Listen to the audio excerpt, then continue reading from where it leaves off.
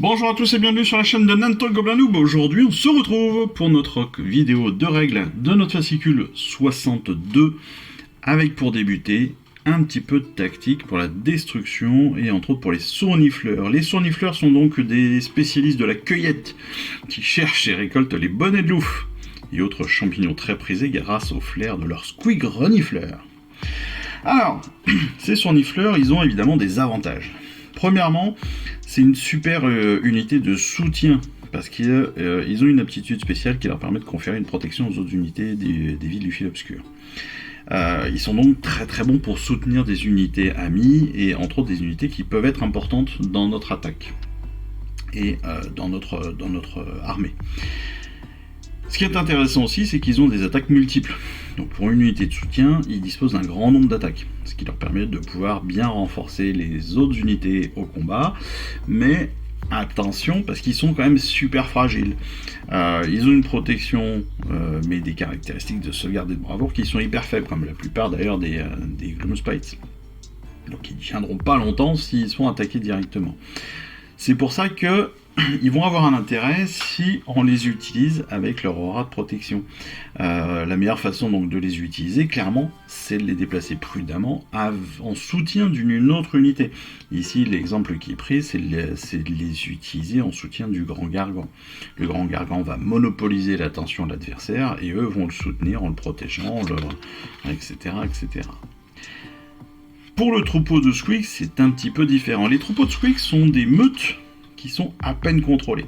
Elles sont poussées par les aiguillons, on les récompense avec les invectifs, on les récompense avec des champignons, on l'héberge les invectifs pour les énerver un petit peu, et puis comme ils ont une grande faim et un désir assez fort de bouffer tout ce qui passe, et c'est assez amusant à jouer. Ce qui fait qu'ils ont évidemment des avantages. Parce que s'ils sont bien utilisés, s'ils arrivent à toucher comme il faut, c'est une unité qui peut être extrêmement dévastatrice. Parce que ça peut infliger un nombre de blessures qui peut être énorme. Et en plus, chose qui est aussi sympa, c'est que s'ils meurent, potentiellement ils vont aussi infliger des blessures mortelles en mourant. Donc ça c'est plutôt cool. Ils sont assez durables justement, ils ont une durabilité qui est assez intéressante parce que ils ont beaucoup de figurines, donc ils sont déjà de ce fait un petit peu plus compliqués que d'autres unités à éradiquer, mais c'est surtout qu'ils peuvent se régénérer. Ils peuvent se régénérer de leurs blessures, ce qui les rend particulièrement résistants. Par contre, ils sont difficiles à contrôler. Ils sont difficiles à contrôler parce qu'en fait, ils ne peuvent pas recevoir d'ordre des aptitudes de commandement du héros. Donc ça peut être un petit peu emmerdant. Par contre, s'ils sont placés dans une première ligne, qu'on arrive à les faire attaquer en premier, qu'ils arrivent à combattre assez vite, eh bien, honnêtement, ils sont capables potentiellement de faire mourir n'importe quelle unité adverse. Voilà. Et en particulier, si en plus ils sont en squig-galanche, alors là, on est bien. On continue maintenant avec notre deuxième plan de bataille de flammes et fureurs qui se nomme des cendres aux cendres. Après les premiers accrochages autour du portail et à mesure que leurs unités échappaient aux patrouilles adverses, les deux armées réussirent à établir des têtes de pont dans les nouveaux royaumes. Tandis que leur effectif augmentait, les généraux de l'ordre décidèrent d'abandonner les raids et les escarmouches afin de privilégier des opérations importantes visant à réduire sérieusement les effectifs ennemis. Espérant attirer les forces de la destruction dans une bataille rangée, les officiers mobilisèrent toutes leurs troupes avant de se diriger bruyamment vers la porte. Les unités escortant l'énorme formation reçurent l'ordre de faire le plus de vacarme possible. Elles piétinèrent dans les sous-bois, laissant leurs armes teintées contre leurs armures, tandis que les héros soufflaient dans leur corps.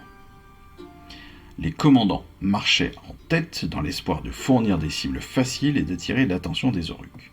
La Horde Verte répondit à ce défi avec joie, rassemblant rapidement ses meutes disparates en se hâtant vers la source du raffut. Une fois sûr que la majorité de la Horde était à sa poursuite, l'host de l'ordre se retourna vers elle, s'alignant le long d'une immense plaine de cendres. La marée verte arriva bien vite, pressée d'en découdre. Talonnant l'armée Uruk, un chaman tournoyait sauvagement, porté par l'excitation générale. Une lueur verte l'enveloppa tandis qu'il dansait, puis soudain, il tendit les bras, et un dard de feu jaillit de ses mains en direction des lignes ennemies. Le projectile incandescent s'écrasa dans la plaine, soulevant un nuage de poussière qui s'éleva très haut dans les airs. À l'arrière des formations sigmarites, un mage préparait déjà la riposte. D'un geste, il conjura un éclair aveuglant qui déchira les cieux pour frapper le sol, provoquant un tourbillon de cendres autour du point d'impact.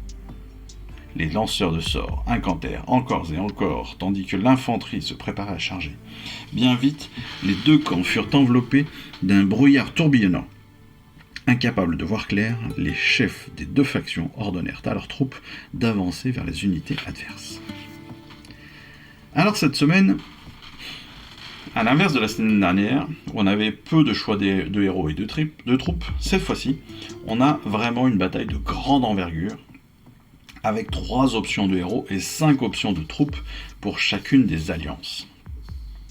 De ce fait, notre plan de bataille va être hyper intéressante, parce que là, on va utiliser donc, encore une fois, les 4 tapis. Ces 4 tapis vont être placés en rectangle, et on va y mettre la destruction d'un côté, l'ordre de l'autre, 4 objectifs sur les tapis du centre, aux intersections des tapis du centre, comme on le voit ici en losange. Et puis, on va aussi y placer jusqu'à 6 décors, bien évidemment, toujours à 3 pouces, des objectifs et des autres pièces de décor, et ce, chacun à notre tour. On les positionne comme d'habitude. Le déploiement va se faire dans l'intégralité de notre terrain comme on sait le faire. Premier tour sur un jet de dés, bien sûr, un jet de priorité, et 5 rounds. Les points de victoire, c'est toujours pareil. Les joueurs marquent des points à la fin de chacun de leur tour, un point par objectif si on contrôle un objectif au moins, un autre point si on en contrôle 2 ou plus, et un troisième si on contrôle plus d'objectifs que son adversaire. Et la règle spéciale de la semaine, c'est tempête de cendres. Les soldats des deux camps donc peinent à discerner leurs adversaires au milieu des tourbillons de cendres. Ainsi, donc, les attaques de tir voient leur portée réduite à un maximum de 12 pouces. Ça peut avoir un vrai impact, et en particulier, je pense, un impact sur les factions de l'ordre. Mais bon, ce qui me semble qu'ils ont quand même, pour la plupart, un peu plus de portée que leurs adversaires. La mobilisation générale, l'explication des choix de Eve et Yann. Eve et Yann, qui, rappelons-le, sont les personnes du studio de Warhammer qui jouent ces plans de bataille pour vérifier qu'ils sont de bonne facture. Alors, on est sur un terrain très grand, donc avec beaucoup d'armées à choisir, et justement, Eve, elle va choisir la chevaleresse Arcanum pour lancer des sorts, son chevalier judicateur comme spécialiste du tir, et puis Gardus âme d'acier qui combattra en première ligne. Et puis elle a 5 choix d'armée, donc pour ces 5 choix, elle va prendre les Praetors, les Griffdogs, des Vindictors qu'elle va associer à ces Griffdogs pour avoir justement à la fois des troupes assez sûres, assez faciles à utiliser comme le sont les Indictors, et puis une unité qui va aller vite engager les troupes ennemies, qui va pouvoir contrecharger aussi avec les Griffdogs. Et puis ces derniers choix de troupes, elle va utiliser donc son esprit de Durtu qui compte pour 2, et puis c'est tout. Suis-je bête? Les Praetors, les Griffdogs, les Vindictors, et puis l'esprit de Durtu qui compte pour 2 unités. Au même titre que le Gargan qui sert à 2 unités, et on l'a vu dans les feuilles de règles de charte d'unité, là ce sera pour l'ordre, ça doit être A1 ou quelque chose comme ça. Pour Yann, eh bien lui, il va faire un choix légèrement différent. Il va prendre une armée de mêlée. Ça veut dire quoi? Ça veut dire qu'il va prendre déjà le Louvboss sur Squeak géant, sur Squeak des cavernes géants, comme premier choix, parce qu'il a pas mal de mouvements. Il va prendre son Louvboss avec en plus en 3e unité de héros, en 3e option de héros, son boss qui tue avec son grotte sur Inner. En troupe, par contre, il va prendre ses bonnes grottes, les troupeaux de Squeak, Donc déjà des unités qui vont vite et qui peuvent taper très très fort. Mais aussi des éventreurs, ce qui lui fait 3 unités. Ensuite, ses égorgeurs.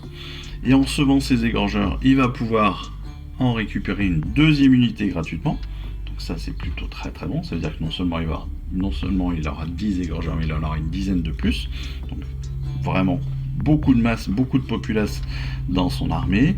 Et enfin, son dernier choix, c'est de prendre les sournifleurs. Et avec les sournifleurs, il a aussi les fanatiques gratuitement. Et ça, donc, c'est aussi un très très bon choix de sa part. Ça lui permet de multiplier ses options de troupes, hein, ce qui fait qu'au final, au lieu d'être à 5 options de troupes, eh bien, on peut considérer qu'il en a 7, ce qui est plutôt très intéressant pour lui. Par contre, il va falloir qu'il fasse attention à ce qu'il n'y ait pas trop d'écart entre ces différentes unités pour pas qu'il y ait des vagues justement trop disparates sur cette bataille. Autrement dit, il a des unités rapides, le loup boss sur Squeak des cavernes, c'est Bonnegrots, les troupes haute Squeak sont assez rapides. Par contre, derrière, eh bien, les égorgeurs, les éventreurs ne sont pas les plus rapides du monde. Donc il va falloir faire attention à ne pas faire avancer les premiers trop rapidement pour ne pas avoir une coupure entre les actions que vont pouvoir donner les premiers et les actions que pourraient émettre les seconds. Et c'est ça qui va être important aussi dans la tactique pour Yann, c'est de ne pas se planter. Mais je pense que ça peut être intéressant. Ça peut être intéressant parce que on va avoir vraiment un combat différent entre les deux. Une armée vraiment sur la mêlée, sur l'attaque au corps à corps, sur la masse, sur la populace, et sur le fait qu'il y ait un nombre d'unités vraiment important, un nombre de figurines réellement très important à combattre, par rapport à une armée qui est certes plus équilibrée, qui a aussi une grosse figurine en la personne de l'esprit de Durtu, mais qui peut potentiellement se faire très facilement déstabiliser par un très grand nombre d'attaques, comme peuvent l'avoir ici l'armée de la destruction. Donc, une partie intéressante à mon avis à jouer. Avec ces deux choix d'armée là, à mon avis, un vrai choix, un parti pris des deux côtés pour une tactique bien différente. On retrouve enfin les deux tableaux des unités de notre bataille avec, à noter évidemment, si ces unités ont été détruites pendant la partie, ce qui, je le rappelle, donnera un point de commandement supplémentaire à notre adversaire pour notre prochaine partie. Voilà. Écoutez, j'espère que cette vidéo de règles de la semaine de ce numéro 62 vous aura plu. Moi je suis encore une fois très content de faire cette aventure avec vous. Je vous remercie encore de tous vos abonnements, de tous vos commentaires et de tout votre soutien, même si je sais que j'en déçois certains et un ou deux en particulier parce que je ne peins plus beaucoup et que je ne montre plus du tout justement ces peintures. En même temps que moi je peins plus, difficile de vous en montrer. J'ai du mal à peindre en ce moment, mais c'est un peu logique, ça fait partie des aléas de la collection aussi. Donc, parce que j'ai aussi beaucoup d'autres choses à faire et entre autres, je suis en pleine recherche d'une alternance, même à 45 ans. Je reprends les chemins de l'école, en tout cas j'essaye, pour me reconvertir dans la pédagogie, dans la coordination pédagogique. Donc voilà. D'ailleurs, à bon entendeur, hein, on sait jamais, n'hésitez pas, à un petit MP. Sinon, écoutez, voilà, moi je suis très content encore une fois de faire cette aventure-là avec vous. Je vous remercie à tous de votre soutien, je vous souhaite à tous une excellente fin de semaine, et puis surtout je vous dis à très vite. Allez, je vous embrasse. Ciao, bye bye. Je vous remercie d'avoir suivi cette vidéo. Si ça vous a plu, bien abonnez-vous, lâchez un petit like et un commentaire, et suivez-moi sur Instagram où je poste régulièrement des photos de mes dernières réalisations et dernières peintures. Et puis comme il est maintenant de tradition sur la chaîne, je vous souhaite une excellente fin de journée et surtout, lisez bien, collectionnez bien, assemblez bien, peignez bien et jouez bien. Allez, je vous embrasse et puis je vous dis à très vite. Allez, ciao, bye bye.